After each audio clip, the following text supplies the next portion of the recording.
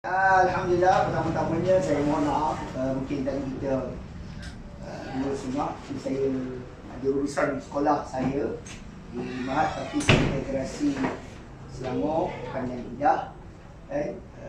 Alhamdulillah, saya harap adalah di kalangan pelajar Kafal Al-Waidah memohon di Mahat Hafiz Mahat Integrasi Islam Selangor, Mahat Integrasi Tahfiz Selangor. Okay, yang mana Mahat Hafiz ini adalah salah satu kesinambungan daripada sekolah-sekolah di bawah Jabatan Agama Islam Selangor.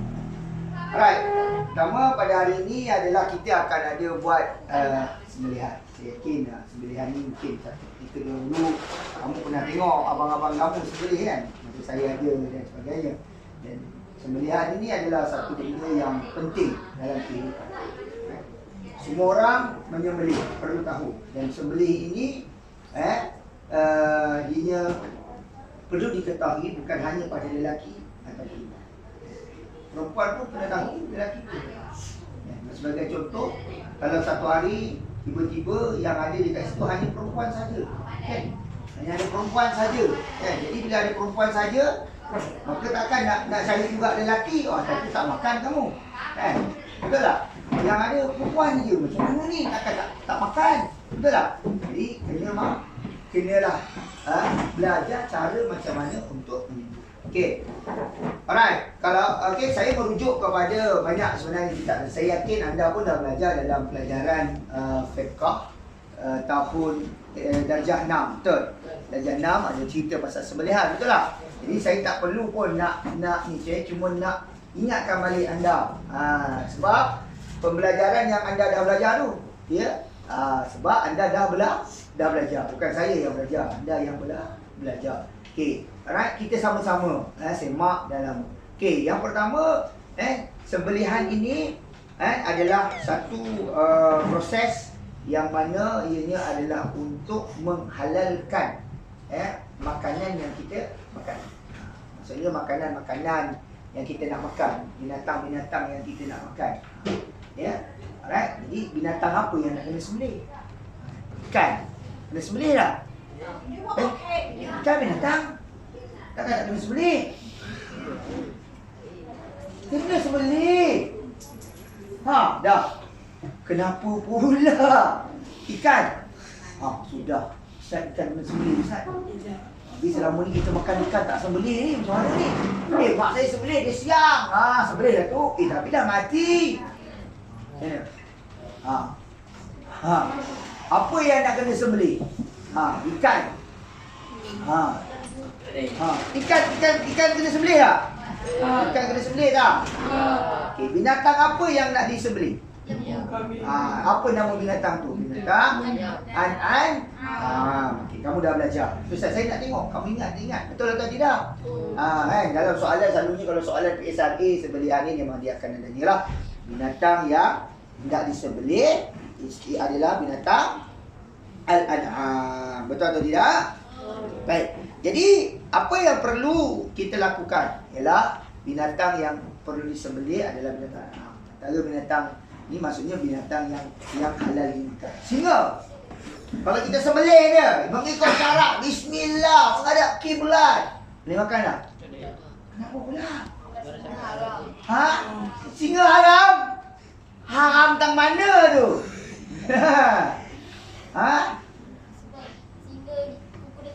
Singa kukunya tajam. Singa kukunya tajam Harimau boleh makan? Boleh. Apa pula tak boleh? Boleh lah. Haram. Dia kan binatang. Haram Anjing? Haram. Anjing enggak kan? Khinzir? Haram. Khinzir? Haram. Tapi kalau kita dah samak dia?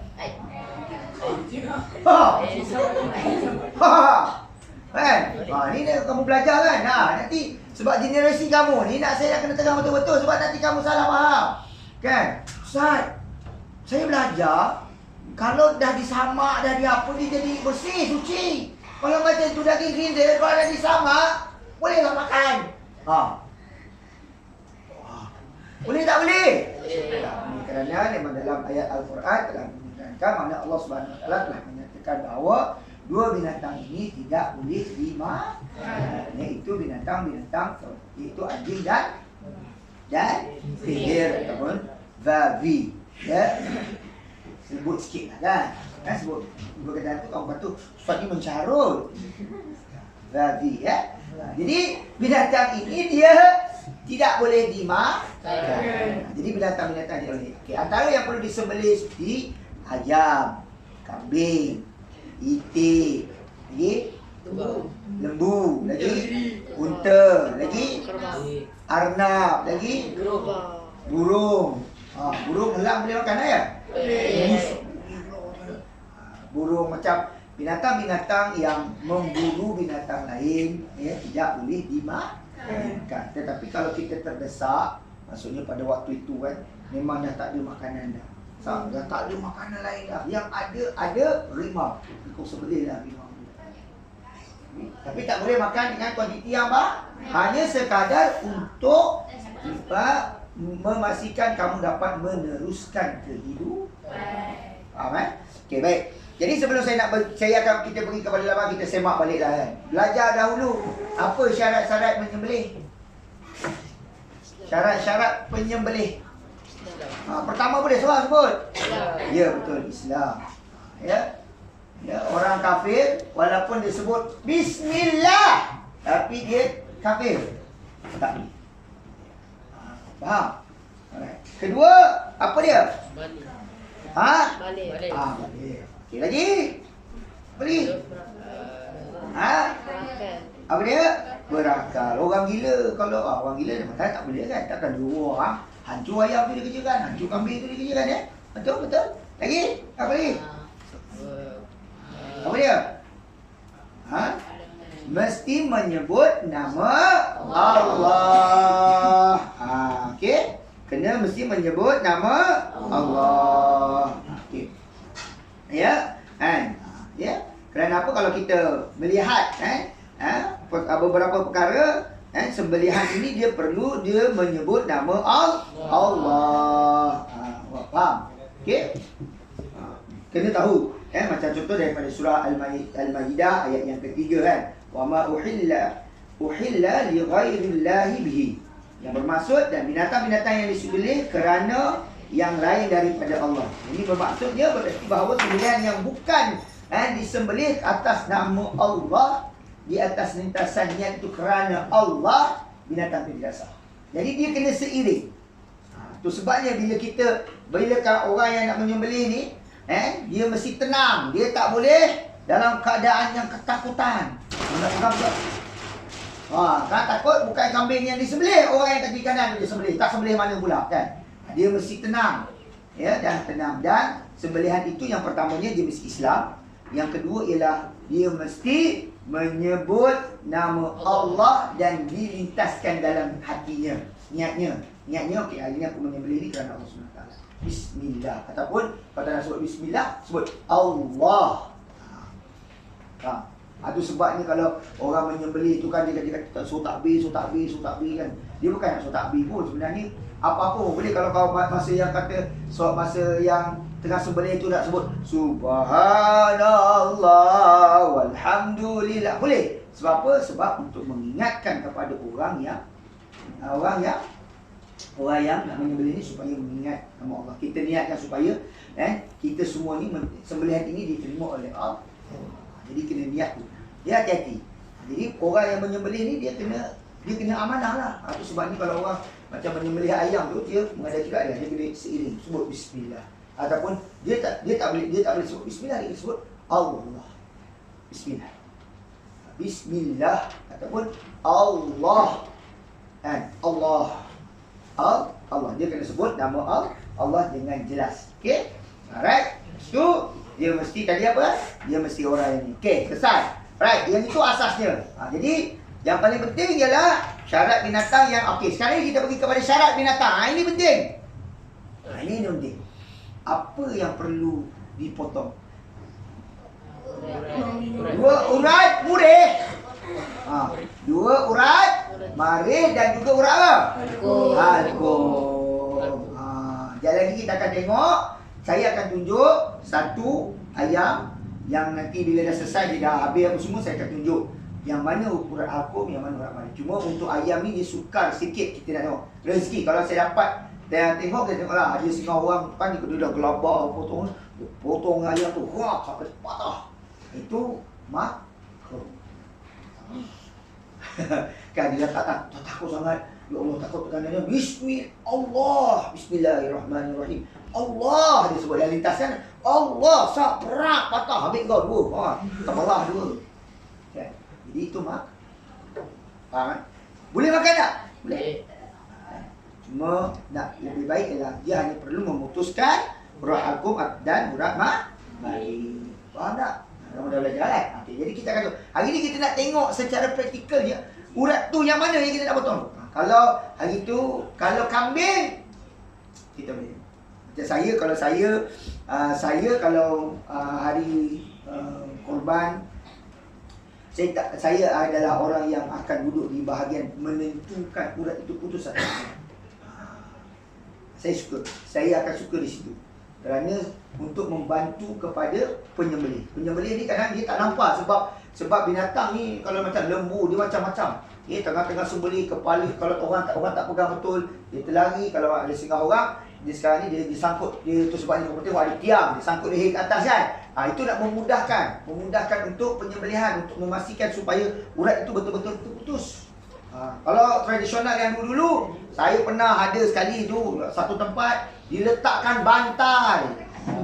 Diletakkan bantal. Saya tak pernah tengok yang itu, pernah sekali je lah saya pernah letakkan bantal lah. Okay, ada letak itulah, letak ini, dia letak kan, ikat kayu, letak kayu dan sebagainya kan. Kamu tengok kan, duduk, lembu seekor, duduk atas tu 40 orang. Lembu tu pun, jenuh dia nak lepas kan. Jadi itu sebabnya kadang-kadang kalau kamu tengok ada orang bila nyembelih, lepas dia sembelih, dia suruh cepat-cepat buka ikatan. Kerana untuk memudahkan lembu itu melepaskan dia punya, dia nak pergi kan. Dia punya apa semua urat darah dan semua nak dikeluarkan. Itu kita kena tahu teknik dia dan sebagainya. Dia tidak boleh sesuka hati nak menyembelih dan sebagainya. Itu baru kambing ada lembu. Kalau unta, dari sana dia pula, unta kat mana dia punya tu? Dia kalau bahagian bawah ni dia dekat bahagian mana. Dia bukan dekat leher kat atas tu. Dia ada urat dia. Itu tak kena tahu. Kalau unta tu ada setengah orang kadang dia berdiri, unta tu diri dia tarik dia. Sap nanti. Nah itulah cara dia. Okey. Jadi itu yang saya nak ingatkan balik. Mestilah putus urat halkum dan juga urat maring. Okey. Lepas tu syarat alat sembelihan. Mesti apa dia? Tajam. Benda yang tajam. Kalau gigi yang tajam macam mana? Gigi. Dah tajam kan? Ustaz cakap gigi benda yang tajam. Kalau gigi dah ditajamkan? Gigi kotor. Gigi kotor. Tak bro. Tak boleh. Sebab kamu pakai gigi, mana gigi yang ada yang tajam, dia akan menyiksa binatang tersebut. Tujuan penggunaan peralatan yang tajam adalah untuk memudahkan proses penyembelihan itu dengan tidak menyiksa binatang. Ya? Faham? Sebab memang tak boleh. Ya, penyembelihan bukan gigi atau kuku. Mana tahulah kuku panjang macam tu kan. Lepas tu ditajam-tajamkan. Nyot. Tak boleh. Ya, bukan. Dia tak boleh.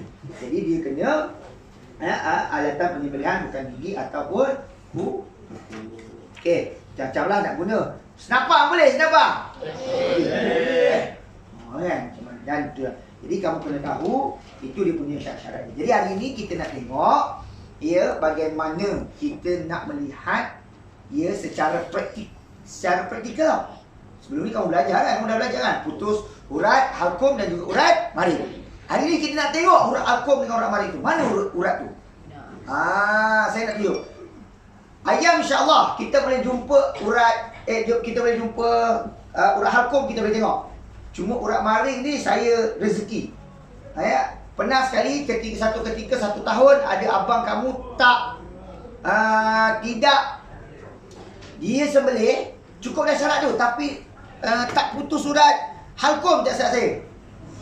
Tak salah. Jadi masa tu ayam tu dah mati dah. Assalamualaikum. Okey. Jadi benda tu lah yang kita nak kena tengok, yang kita nak pastikan. Jadi hari ni kita akan lihatlah kat situ. Tolong bagi kursi dekat pakcik. Boleh. Okey, awak tolong ambil. Oh, jauh sangat tu. Ambil.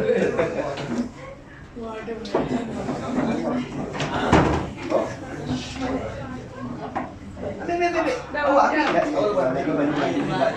Okey.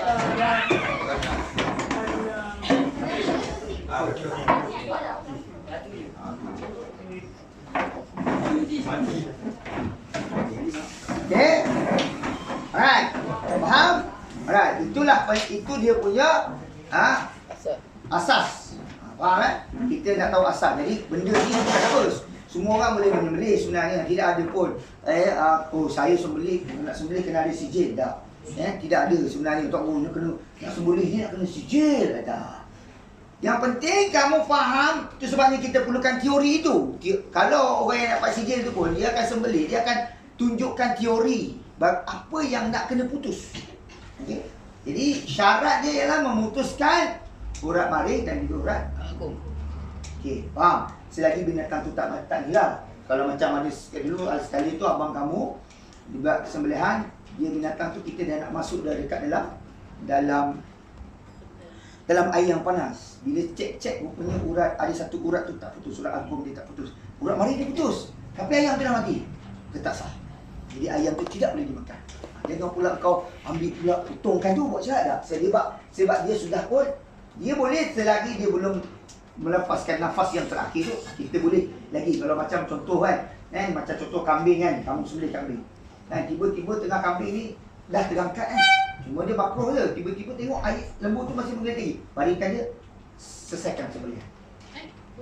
Boleh. Boleh tu. Cuma dia agak inilah orang macam janggal apa semua dia boleh. Sebab dia nak memastikan urat itu terputus. Dia masih hidup lagi. Betul. Sebab dia bukannya dia dah mati. Dia masih hidup lagi. Kan ada. Pernah ada viral lah satu ketika dulu. Lembu tu dah potong, berdiri lagi. Sudah. Okay.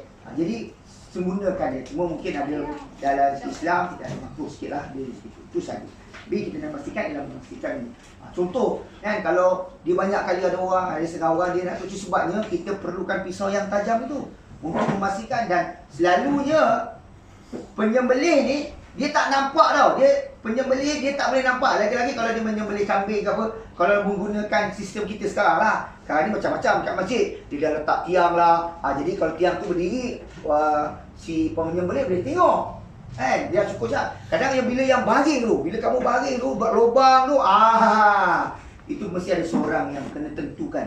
Kalau saya masih kalau di kampung, saya memang bukan korban. Saya adalah orang yang akan menentukan. Selalunya untuk imam tu, yang orang sembelih tu, dia akan letak dulu pisau tu dekat leher tu lagi. Saya akan sahkan. Putus halqum, putus maring. Saya sebut yang itu korban. Jadi bila orang yang duduk kat situ, dia dengar, dia tahu. Kerana kita tak buat. Nanti kalau kamu nanti dah tahu belajar, tolong orang, duduk kat situ, tengok. Sahkan cukup. Putus halqum, putus urat maring. Jadi orang katanya, apa tu?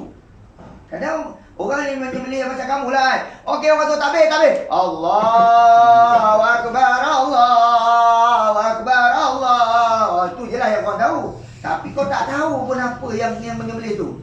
Dia putus, tak putus, sampai kena putus, belajar dah. Kan? Jadi itu sebabnya kalau dia duduk. Tapi dia malam macam mana? Ustaz, nak tengok sebabnya pakcik-pakcik tu tak panggil tengok. Dia dekat. Tak apa, kamu boleh tengok. Ya. So, saya, itu tugas saya. Saya akan duduk di bawah. Tak apalah kalau kena pecik mungkin betul. Tapi itulah tugas saya. Saya dengan pakcik saya lah. Pakcik saya akan sembelih. Saya akan tukang sebab saya menyembelih ni jangan main-main ni. Kalau pisau tak tajam, penat tau. Separuh tenaga keluar. Saya pernah kena pisau saya tu dah lembu saya nak tajam Dia tajam tapi tak tajam sangat. Dapat pula lembu tu waktu orang tu tak pegang, dia mengekor kepala dia daripada tegak jadi sak je tu. Memang saya rasa penat. Penat tu letak pisau, lepas masuk tu saya duduk dulu. 2 ekor saya tak berhenti. Saya berhenti bagi orang lain. Saya duduk siap. Penat. Kita keluarkan tenaga yang banyak. Tapi ayam tak. Nanti saya akan tunjuk macam mana cara kalau kamu nak menyembelih ayam. Ayam kamu sembelih ni tak apalah, ayam bandar. Kalau dapat ayam kampung, itu saja. Jadi kita tak mau bahasa, saya dah bagi tahu asasnya. Jadi kita sama-sama akan tengok bagaimana cara penyembelihan yang sebenar. Cuma saya dimaklumkan hari ni kamu ada burung puyuh. Burung puyuh kan? Burung puyuh tu ada beberapa ekor macam tu. Jadi Ustaz Muad akan tunjukkan bagaimana. Okey, kita akan tengok sama-sama. Okey? Keluar. Jom kita sama-sama keluar. Okey? Right?